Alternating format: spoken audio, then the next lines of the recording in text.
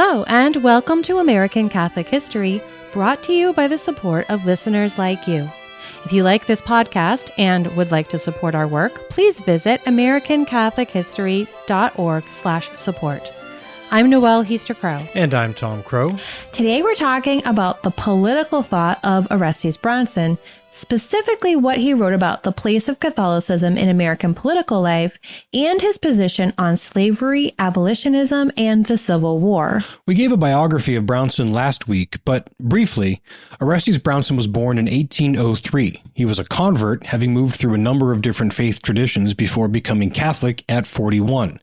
He was a prolific writer and considered by many to be one of the most powerful intellects of the 19th century. And what he had to say on matters mattered to a lot of people. He wrote on politics, religion, culture, all those topics everyone says not to talk about. Right, all the topics but sports. Well, if he'd lived long enough for organized sports, he'd probably have had strong opinions about those also. Of course. For one, he definitely recognized baseball as the most sublime of sports, and he'd strongly oppose the designated hitter. And interleague play. Oh, of course, all good people do. Yes. But sadly for him, he didn't live until the era of baseball, so we had to look at some of his other topics. When he wrote, he did a lot to parse the issues and think through them logically. In his writing, he shared his thinking in painstaking detail.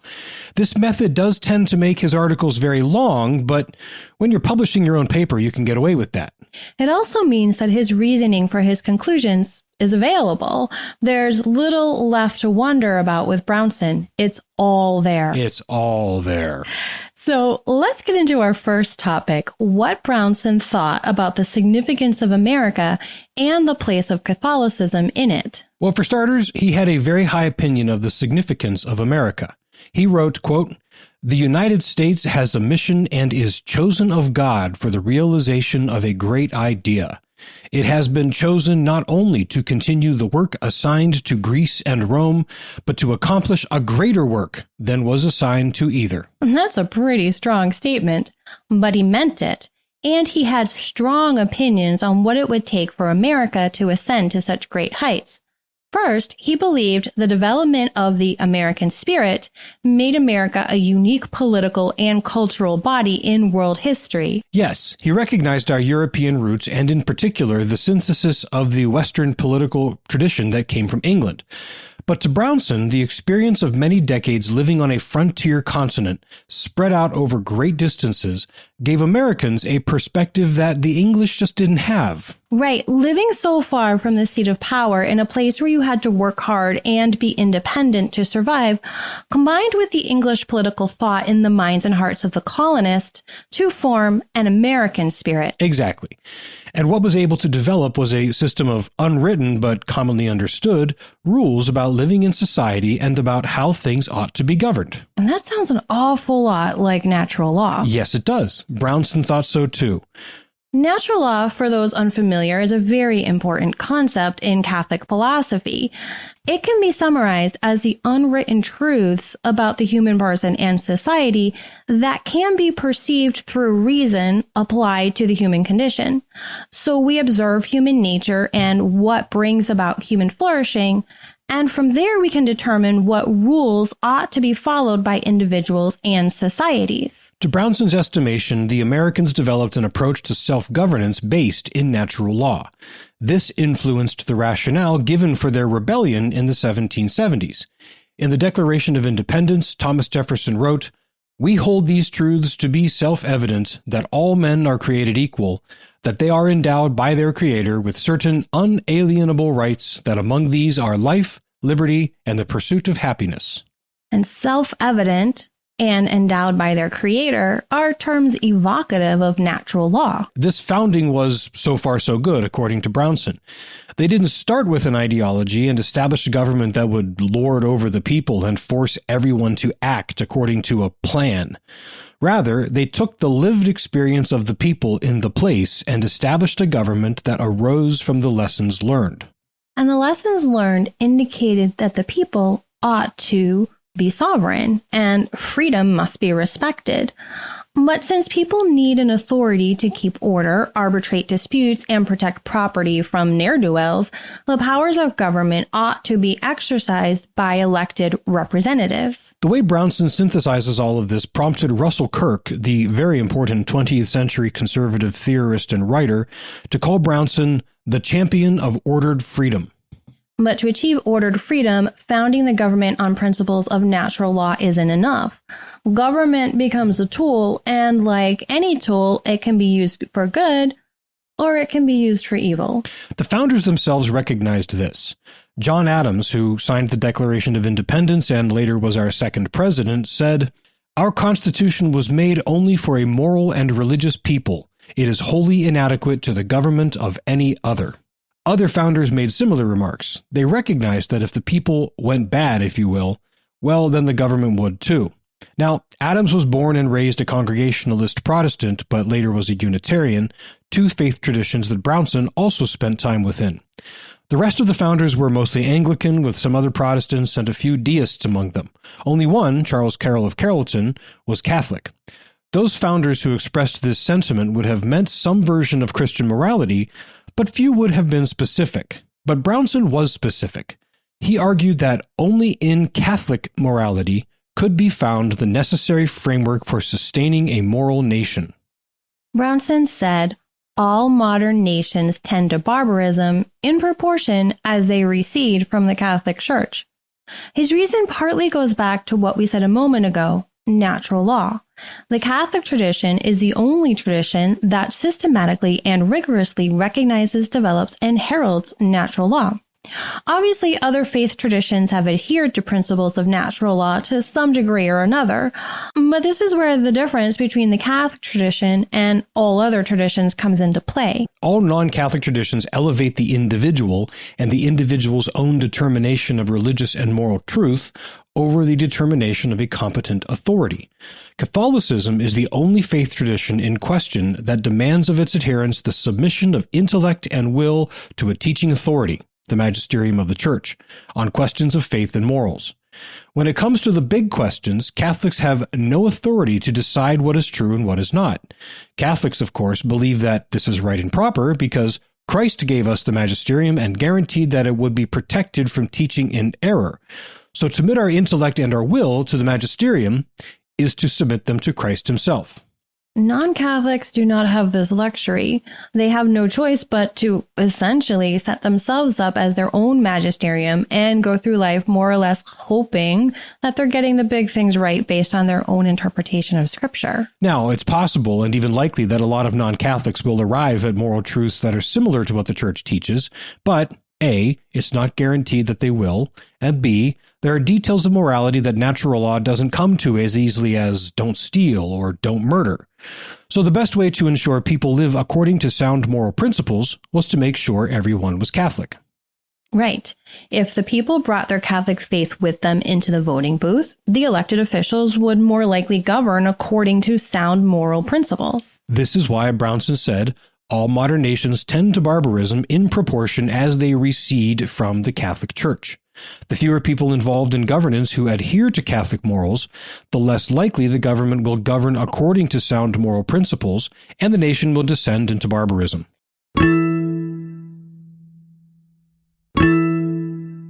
Now, to be fair, this is also the case with nations ruled by a monarch or an aristocracy. Regardless of how many people hold political power, the people who do need to be Catholic. So Brownson was clear, for the American Democratic Republic truly to succeed, the people had to be Catholic. This conclusion would be shocking and enraging to a lot of people in Brownson's own day. Anyone who's been listening to this podcast will remember the groups called the Know-Nothings.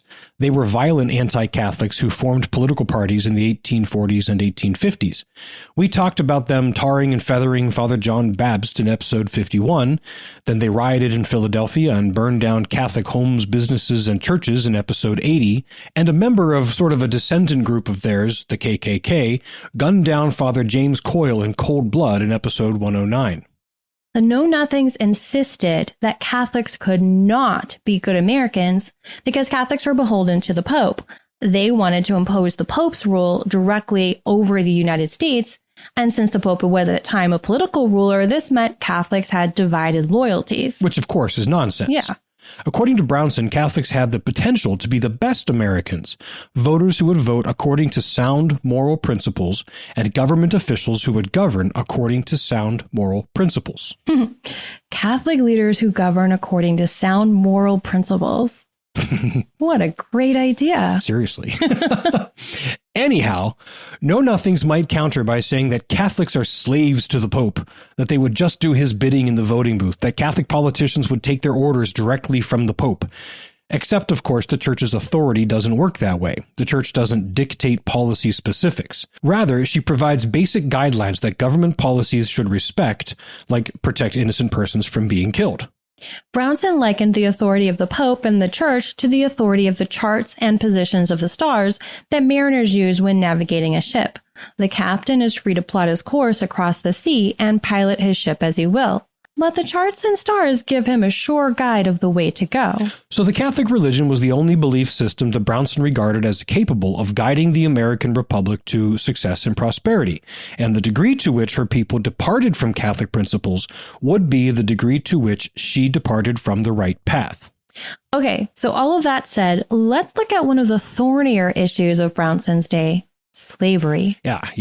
For starters, the Church has condemned the enslavement of peoples multiple times over the centuries. Yes, the Church teaches that all human persons ought to be free to live the life of Christ and pursue flourishing. The Church has always rejected that any individual owns any other individual as property. The Church has long condemned the subjugation of peoples to be sold and purchased as slaves. And the Church condemns any practice that denies the humanity of persons and presses them into involuntary service, treating them like brute animals. Brownson wrote a very long essay on slavery, and we'll just quote a little bit of it here. At one point, he says, "Slavery is a great moral, social, and political wrong, whatever be the complexion of the slave." But then Brownson says something that makes the eyebrows raise a bit. "The Catholic Church," he says, "has tolerated slavery where she lacked the power to abolish it, but her whole history proves that she sets her face against it and uses all the means at her disposal to prepare the slave for freedom and to secure his ultimate emancipation. The laboring man, whether white or black, may be a poor man, but God has given him the right to be a free man, to be his own man, not another's." Yeah, this is a very tricky thing to talk about, and it's a distinction that needs a bit of fleshing out. What Brownson is saying is that while the Church says that slavery is wrong and should be abolished, there are situations where the slaves need to be prepared to be free prior to actually being freed.